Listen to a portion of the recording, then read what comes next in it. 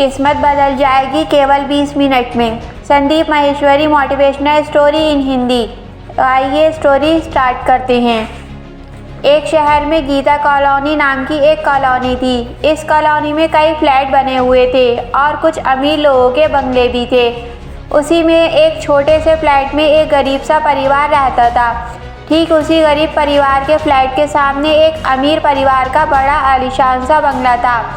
बड़ी मिर्सिडीज गाड़ियाँ थीं, नौकर चाकर थे। गरीब में एक छोटा बच्चा था। उसके पापा रोज़ उसे स्कूटर पर स्कूल छोड़ने जाते थे। वो बच्चा जब उस बंगले की तरफ देखता तो सोचता, काश हमारा भी ऐसा ही घर होता। उस अमीर परिवार में भी एक बच्चा था।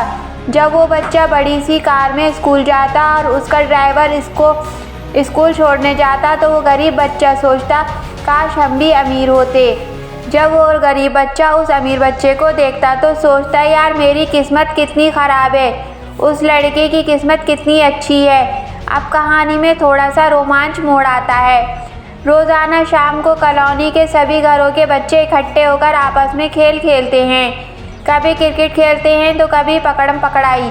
पूरी शाम कॉलोनी के बच्चे खूब मज़े करते हैं। लेकिन उस अमीर घर के बच्चे को कहीं भी जाना अलाउ नहीं है। सबसे पहले तो सिक्योरिटी का डर, आखिर अमीर घर का बच्चा है, कोई अपहरण कर सकता है। दूसरा, अमीर लोगों का एटीट्यूड होता है कि इन सब लोगों से हम अमीर हैं तो हम इनके साथ नहीं रहेंगे। इसलिए उस बच्चे के घर से बाहर जाने पर पाबंदी थी। अब वो बच्चा रोज़ाना शाम को अपने बंगले की छत पर खड़ा होकर उन कॉलोनी के सभी बच्चों को मस्ती करते देखता तो उसकी आंखों में आंसू आ जाते।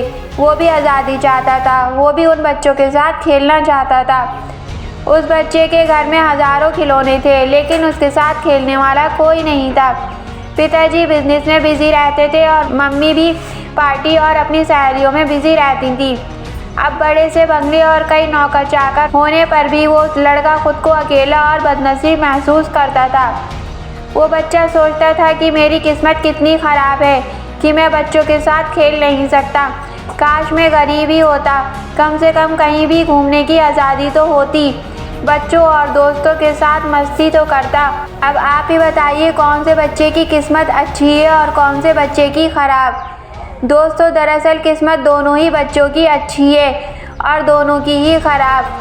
सब नज़रिए का खेल है। आपको सिर्फ यही समझने की ज़रूरत है, जो चीज़ हमारे पास नहीं होती, अगर हम उसके बारे में सोचें तो हमें अपनी किस्मत बुरी दिखाई देगी, और वहीं अगर हमारे पास जो है उसके बारे में सोचें तो किस्मत अच्छी दिखाई देने लगेगी। दूसरों से आगे निकलने के होड़ में हम खुद अपनी किस्मत को बुरा मानते चले आते हैं, जबकि आप जिस व्यक्ति से आगे निकलना चाहते हो वो खुद किसी और वजह से अपनी किस्मत को बुरा मान रहा होता है। एक छोटी चिड़िया तालाब के ऊपर से उड़ रही थी। उसने देखा कि मछली तालाब में तैर रही है। बस तभी उसे लगा, ये मछली तैर सकती है लेकिन मैं नहीं तैर सकती। उफ, मेरी किस्मत ही ख़राब है। बस यही हो रहा है आजकल।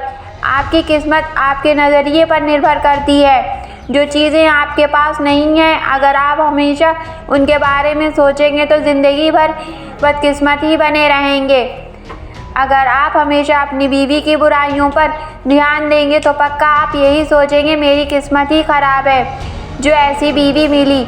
लेकिन अगर आप हमेशा अपनी बीवी की अच्छाइयों पर ध्यान देंगे तो आपको लगेगा, मेरी किस्मत कितनी अच्छी है।